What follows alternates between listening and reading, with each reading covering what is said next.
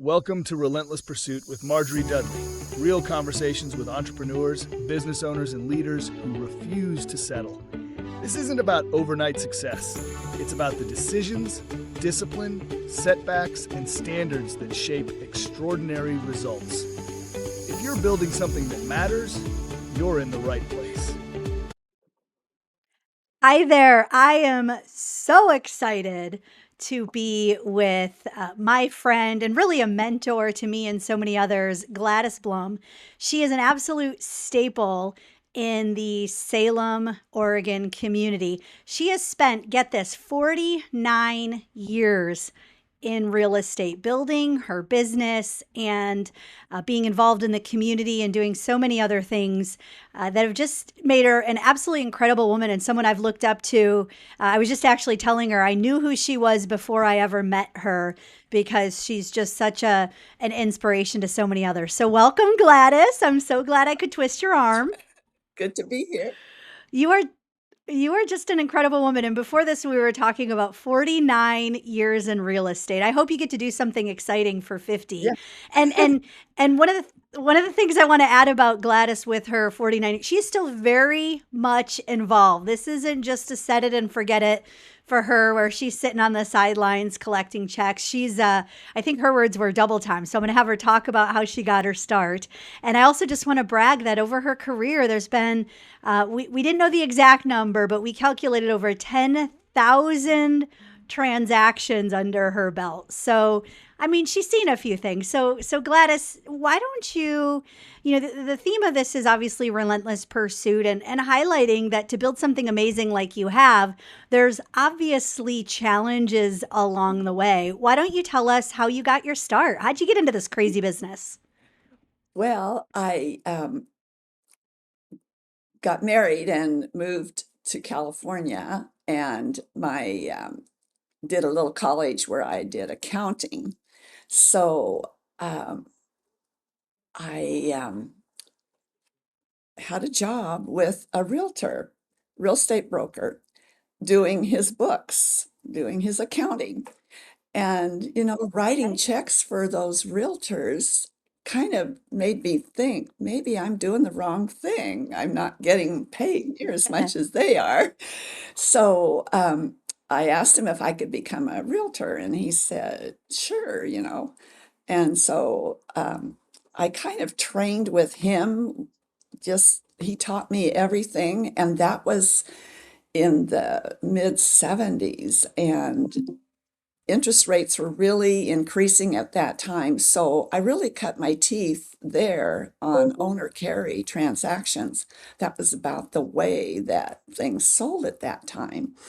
And then we decided after 1 year, my husband and I decided we wanted to move to Oregon. That's where we went to school together. So we did move to Salem. And again, I didn't know anybody, but I was aware of Dan Chandler, who moved from California just ahead of me. And so I went to work for him.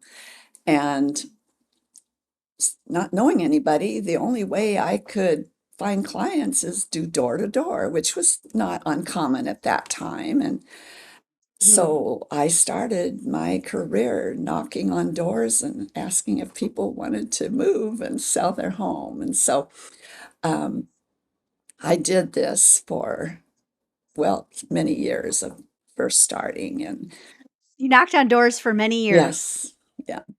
We have that in common. I knocked on Did you? doors for 4 years. Oh, I did with the Southwestern right. Company, and it's not as much heard of anymore. What did you learn from knocking on doors?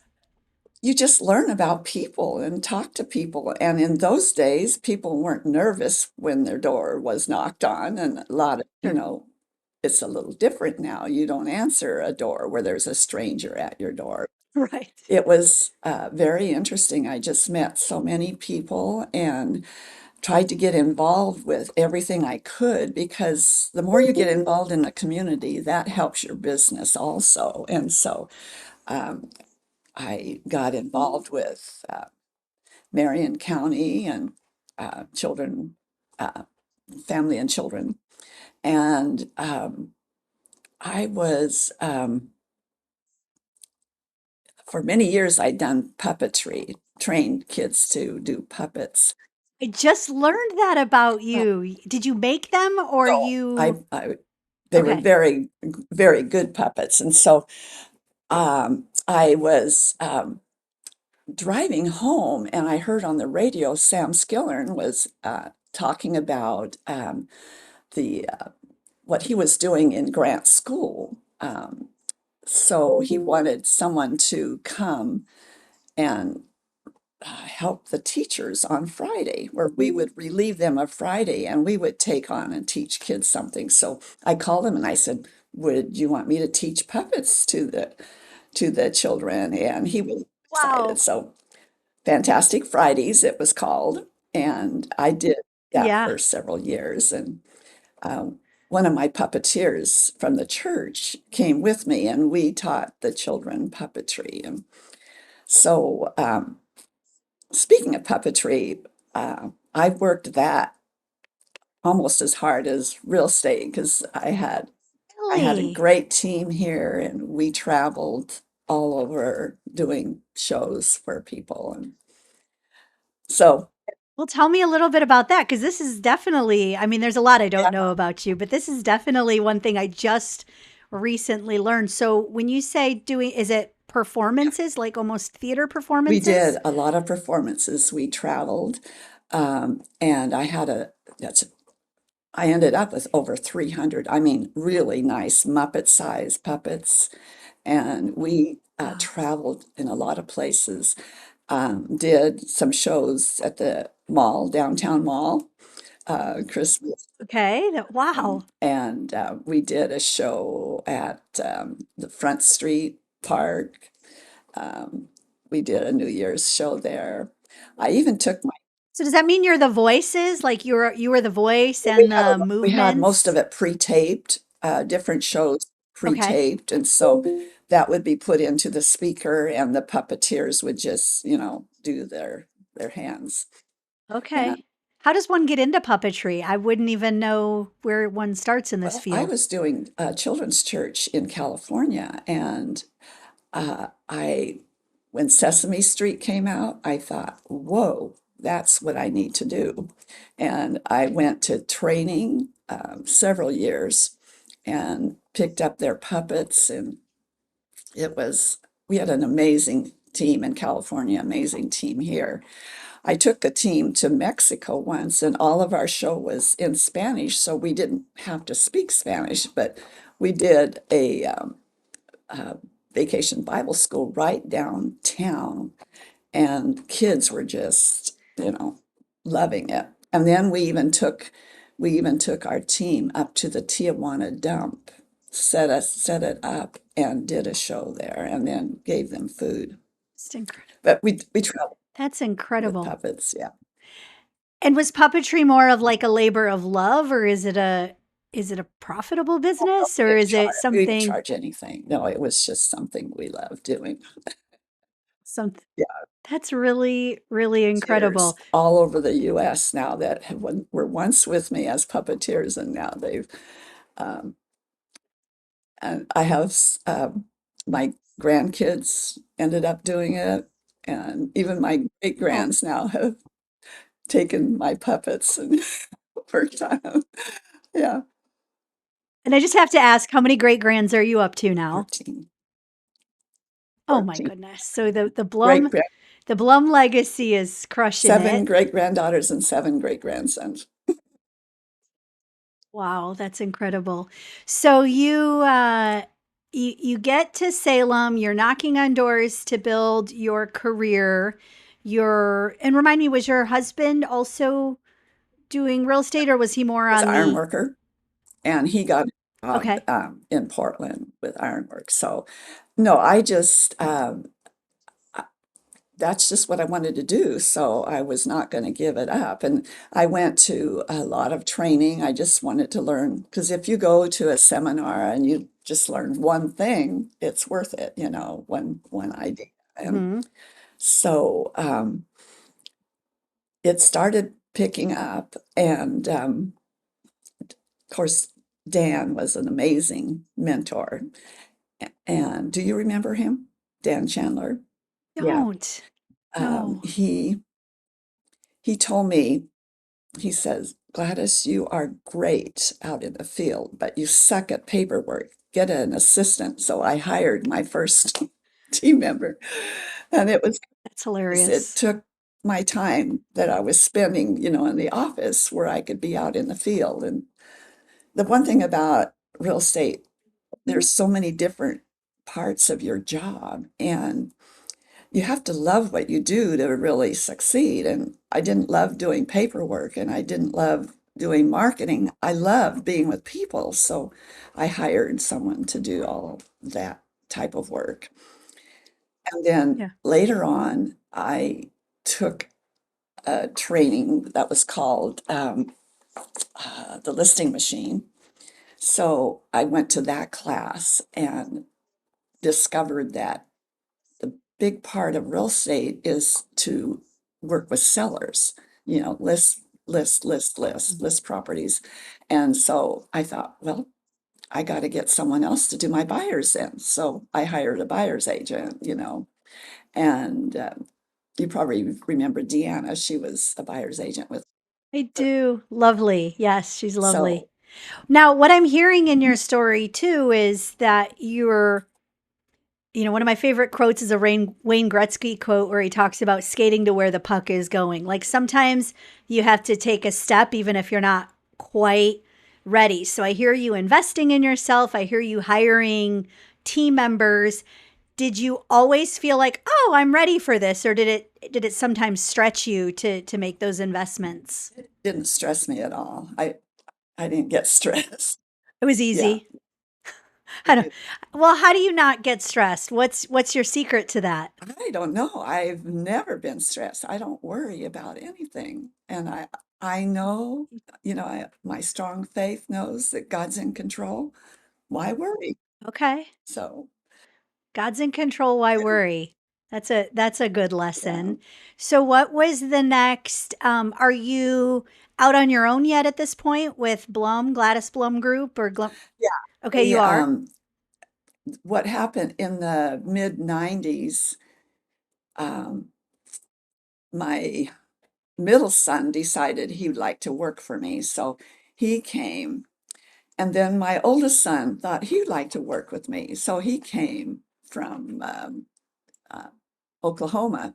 My middle son came from Washington. And so before long, my youngest son decided he wanted to come. So all three of my boys, You could have called it My Three yeah, Sons. they all came with me. And if that's not a challenge, What are some of the challenges of working with family or your well, kids first specifically? off, I didn't want to be the boss because I wanted to be out on the field. And so we decided Mhm. that my oldest son, Pete, would be the manager of our team. That's not always good when one of your sons manages the other two. So there was Ah, conflict, but we worked it out. I mean, the three boys worked for many years with me, so they all had their separate jobs. And Troy, my youngest, was a buyer's agent with Deanna at that time, and my middle son, mhm. Steve, prospected for me. I mean, he came from a mechanical job to prospecting, but he did a good job. Okay. And then, That's a little bit of a 180, right? my oldest son managed, and so it was during that time when we were all together that we really, really were strong in the business. And um, Are they still with you? Are any of them still with you or any Troy grands? is still managing. And my Okay. oldest son decided to move away. He went to Colorado. I told the other two, I said, one of you can decide to manage. And if one of you don't, then I'm going to become a single agent. So make up your mind. And so Troy agreed to take it on. And because there's no way I was going to manage, I didn't want to deal with it. I didn't want to hire or fire or do anything but be with people, you know, with my client. It's incredible that you've grown the business so much and really largely stayed on the periphery of management and really staying doing what you love and what That's you're best exactly at. I what think you that do. Yeah. That's why I'm still doing it because I love it so much. because you Yeah. love it and you didn't burn Well, out because the other you stuff, was it ever was it ever a difficult decision for you, or was that always just the no. clear path to Yeah. Yeah. No, if that didn't work, I wasn't going to do it. It had to be what I totally loved doing. So, so smart. That's so smart. And I think we can gloss over that. And I also love that you kept the puppetry going because that was another thing that you loved. And I think when we get to do things that fill our cup, not just self-care, although that's a piece of it too, but actually engage the things we love and we're good at, right. we don't go down the burnout path Right. nearly as much because it's like you're always getting recharged. It's like you're always hooking back up to the charging cord every time you get to do that thing you love. So, Yes. but surely real estate is not easy. Common misconception. There are a lot of people that get into real estate and don't accomplish what you've accomplished. And there have been, particularly recently and in the 2009 2010 era and before that maybe sometimes in the 80s, that there's been really significant challenging dips in real estate. How did you stay strong, both mindset, activity, habits, even just business and making money? How did you stay strong when things in the industry got challenging? For those who think real estate is easy, you could be hired and say, "There's your desk, go to work." And you think, "What do I do?" So the Mhm. business you create is what you create. It doesn't come to you.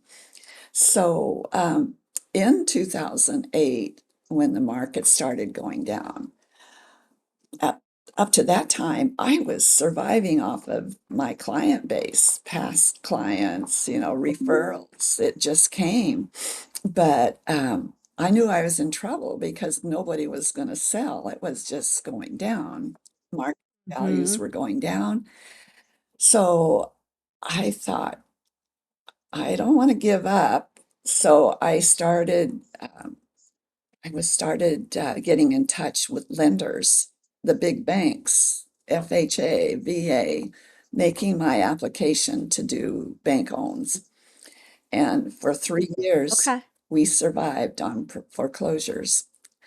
In fact, the one year that I hit 400 was mostly a foreclosed properties, which wasn't my enjoyment really, but it was part of my business, and I was able to survive very well. Well, that's a really, really good point, too, because the theme of a lot of successful business owners and entrepreneurs is they are willing to pivot when they have to or when they need Yeah. to. And so you took that pivot. Talk about like what was the writing on the wall for you that led you to reaching out to banks to approach them on foreclosures? What were you seeing? Obviously, dip in the market, but what specifically were you seeing that led you to take that action? And what made you think to take that action? I had just read about the foreclosures and the amount that was happening and what was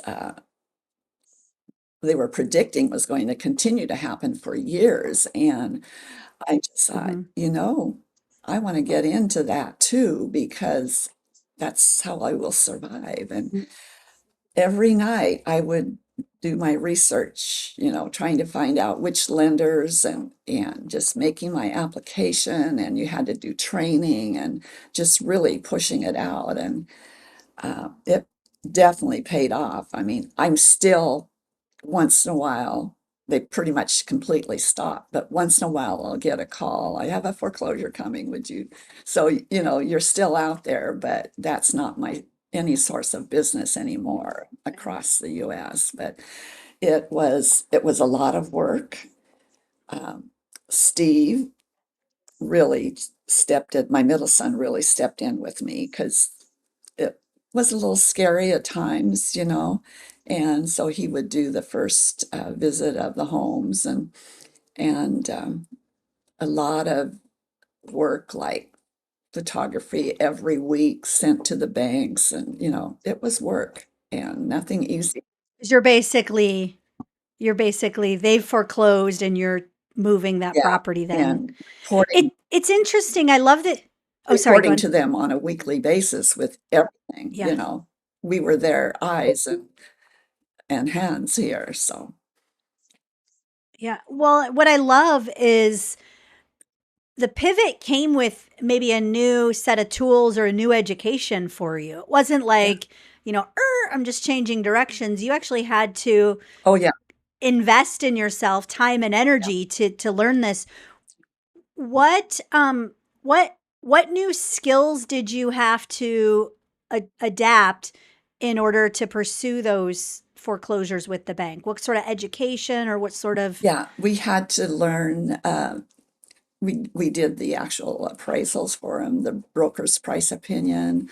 We had to learn how much, the cost of repairs and what the damage was as far as price or value of the property. a lot of people damage Oh, their property on the way damage, out? yeah, and Hmm. we had to be able to get the utilities back on, and there was just a lot of things. And to do this, I had to take several classes to get the certificate to do bank owns, Yeah. especially when I took on the HUD ones, which were FHA, being a government one. That was even double work. Yeah. So There are people that think either, I can't teach an old dog new tricks, or there's people that also think maybe they shouldn't have to learn something new. Like, hey, I've already reached this level. I love that you reinvested in yourself to do this pivot. Were you actually like picking up the phone and prospecting these banks to get on their yeah, list? yeah, absolutely. So there was a lot of hustle and grind that came from that.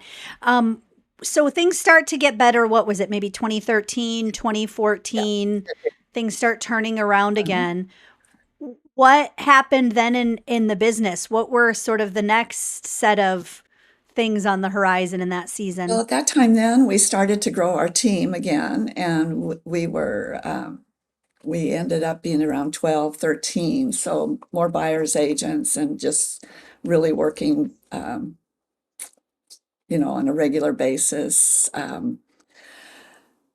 Did more marketing, you know, media stuff just to get our name out there, and Yeah. expanded our area where we could do farther out, and became members of the Portland Multiple, and yeah, just kind of pushed our ways out a little bit more. And yeah, And this season, you were very involved in the community. So, Salem Leadership Foundation, you mentioned Sam earlier, Family Building Blocks, Liberty House, like some of these really amazing organizations.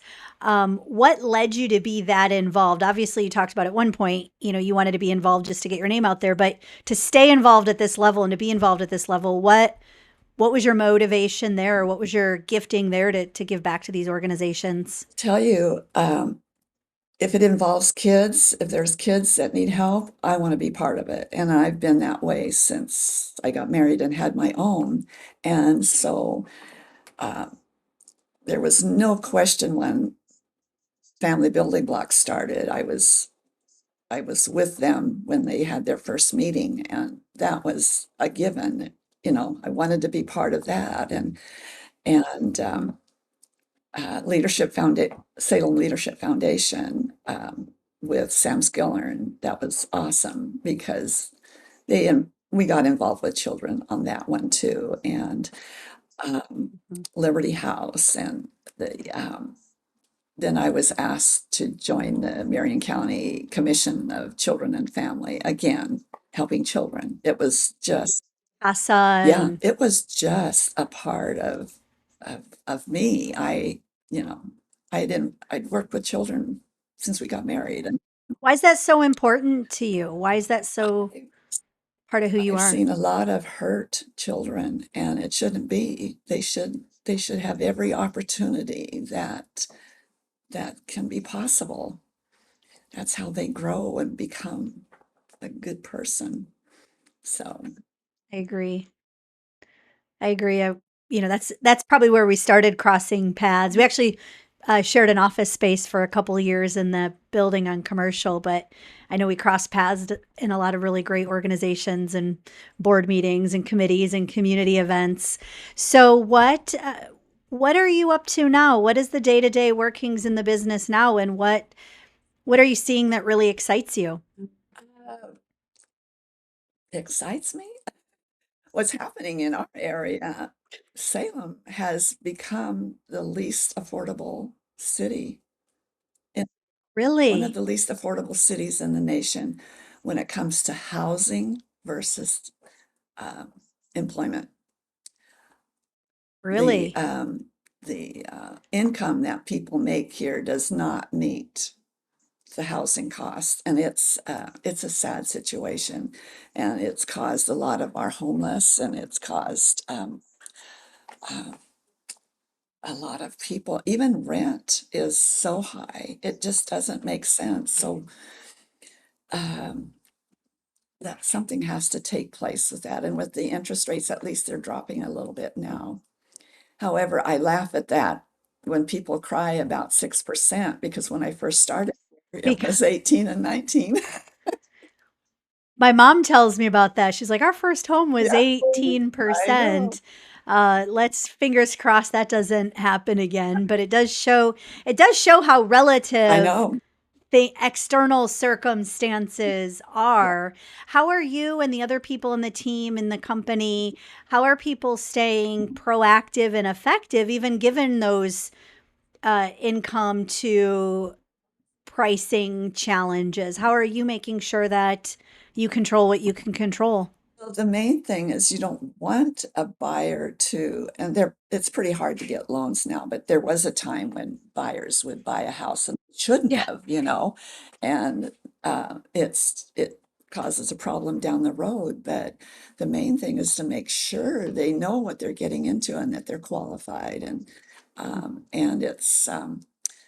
um, I try to walk them through that before they even, so they don't come back to me and say, I gotta sell, I can't make it. And then right. making sure they're getting a loan that's not going to escalate or something like that. But So you can offer them feedback on some of those things to really counsel and guide them into good decisions. yeah, and then when they do, as you know, I talk mostly with sellers, and just to advise them that always, their income, don't be spending as much. I'm a follower of Ramsey, so Dave Ramsey. Yeah, So just knowing that, don't get acquainted with the credit cards, and know that you can spend right. everything and then get in trouble with losing your home, or because it is important. Dave Ramsey. Dave Ramsey is why we bought our cars with cash finally after Yeah, all of these years. And we don't have the top of the line cars, but I started to realize, $700 a month car payment right. prevents you from Yeah, doing a lot of things in your life that you would really want to do. I've been a So, Ramsey yeah, not agent get, for since 2010. So I actually went to Nashville and took his training, and so it was fun. well, you are in all the Yeah. things. You're, I, you're puppeteering and community involvement and financial peace. That's incredible. So it is challenging times. In real estate, even if someone is going to work for a company and hang their license somewhere else versus be their own broker and open their own shop, it still is, 1099. It's still really you're running your own business. So what advice would you give if someone was starting right now with some of these challenges? What advice would you give to someone specifically wanting to start in real estate, or broadly speaking, just wanting to open a business and wanting to be successful at it? What would you tell them? Again, I always tell them, is this something that you will have a passion for? Because if you don't, it'll die. Mm. You've got to have passion so Yes. that when things get tough, you will keep working it and doing whatever you can. So that's the most important thing, is this really your heart, what you really want to do. And then if it is, you can make it happen, even when things get tough. And I've seen it over and over, where people say, oh, I want to try it. And then a little while, a year later, it's not what I love. So, Right. Well, our company's coached thousands of real estate agents. And one trend that I have noticed, it's not the be all end all, but one trend I've noticed is those that get into the business in a tougher market or season tend to actually be more successful in the long run versus those who've gotten into it in a season where everything's just kind of coming in. Because then when things turn, and they always turn, right? When things turn, they kind of don't know how to generate business, and they don't. So I'm not sure if you've seen that trend or something similar, but totally, yeah, over and over. It's um, yeah. when I when I was with Chandler, we before we became, well, right after we became Prudential, um, just going to the national conferences where you learn so much from other Hmm. people. And then I linked in with Mike Ferry, who was and is still uh, the greatest trainer that I know of. And I ended Hmm. up being on his panel for several years. And then he created a mastermind of 15 of us that we, from all over the US, and we would meet on a quarterly basis. We've met in Hawaii, we met in New York, different places. One year they came here. So it was a time that we could just bear our issues, share our victories, and what made it happen. Hmm. And it just having that uh, Yeah. community is so good, because you get ideas and you get encouragement and you're able to encourage. So, Right. Well, the saying, a high tide floats all boats. So being around to- other people who are executing yeah, and winning, and then also facing setbacks head yeah. on. Uh, what sorts of lessons have you learned both in the wins and the losses? Like, what are some of the things that you can't read in a book necessarily, but you kind of have to learn by doing? Well, you learn a lot of times you're disappointed when your clients decide they want another realtor, your past clients. I mean, you just learn and you just accept. It happens. Um, and again, you can't let it get you down. You just, oh, well, they must didn't want to come with me, but that's okay. And uh, or as I have to say, from the time I was in high school till probably 5 years ago, I was so driven to be number one in everything I did. It was not good. I mean, Okay. I couldn't stand, and many times a realtor in my company in Prudential would be ahead of me, and it was not something I liked. Where did that come from? Where I did think that sort of I competitive? think growing up with three brothers and always competing, Ah, I even in high school when I studied so hard. I did become valedictorian, but I was so driven. I didn't want to be in second place. If I couldn't be in first place doing something, I'm not going to do it. So, well, I love the drive for first. It almost sounds like you were saying there was maybe a another side to the coin, that maybe it had maybe a negative as yeah, well. Speak to that just a little bit, because I love talking about people winning and helping people win, but it's not winning at all costs, right? It's exactly. not. So talk to me about the other side of that, where maybe you saw it wasn't serving you. Yeah, I'd say about 5 years ago, I I think I was in a Bible study or something, and it something just clicked me that I had a problem and I needed to get rid of that because I was not going to always be number one, and I shouldn't even think about it. I should think about meeting my customers' needs and doing what I needed to do for my work. But being number one, no, don't even think about that anymore. And try Yeah. to help other people be number one. And Do you know the author Matthew Kelly? yes, So he talks always about a lot about being the best yeah, version of yourself. And I think the best version of oneself isn't always being number one. You're about to go there and I want to have you expand on it, but um in a new season, maybe it's helping other people grow and elevate. So what does your best version look like now, and how is that impacting others in the business and your family and the community? let it go. I've totally let it go. I don't even look at now. I used to always look at all the numbers where agents were, Eek. and Yeah. in our, Yes, beat them. yeah, in our MLS, you could go in and see how many people sold, Hmm. and it just really bugged me if I was behind, and so now I don't even look at it. Right now, my goal is to satisfy my customers, and as Dan Chandler always said, do the right thing. And and it's always the right time to do the right thing, right? So true. So So true.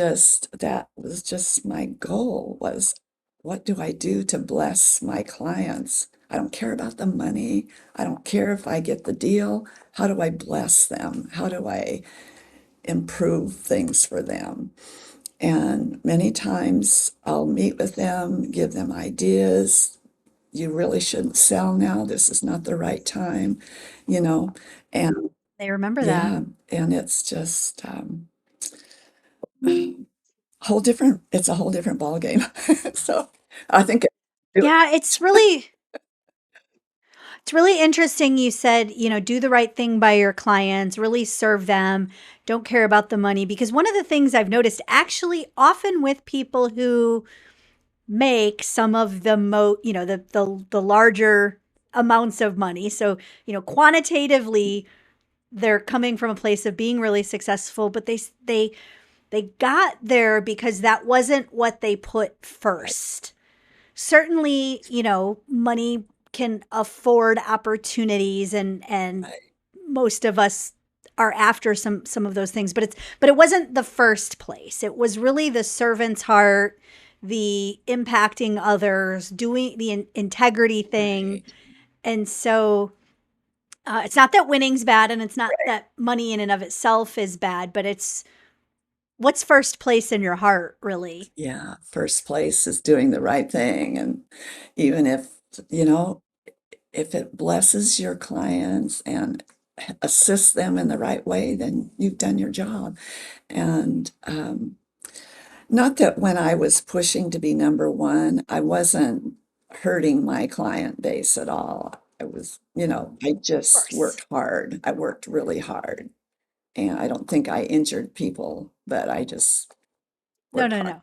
I can say no. Very much you've always had integrity, but there is probably a sense of peace Yes, that comes from it's about being maybe your best, and what does yeah, your best look like in the season, not necessarily beating those 10 other right, right, people. There's an attraction to peace. Like, we want to be around people who aren't, like we don't want to feel like somebody's pawn. So I love the peace that comes with that. What You are still very much involved to this day. So if someone wanted to buy or sell in Salem or greater Salem, uh, Oregon markets, they could really. actually get the honor and privilege If of you call, working hand in hand with you Gladys. bet. Yeah. That's amazing. I love that. I love that. Well, what gives you hope for the future? What has you excited? Maybe not so much the income and housing prices, but just broadly speaking, What has you just as optimistic and joyful and lovely as Well, always? my family for sure. And I and love it. I totally love all the little ones I have optioned, to be with. And but as far as the business, I think right now our city just needs a lot of support and, care. And I go to monthly, there's a meeting called Food for Thought. And it's a time where a lot of businesses and nonprofits gather at the rec in Kaiser. And, we share ideas. How can we improve our city? And time to pray, time to see what we can do and try Is that open to all, to or how does that work? anybody. Yeah. And there's probably about Where would they find that? just they could just go online, Food for Thought.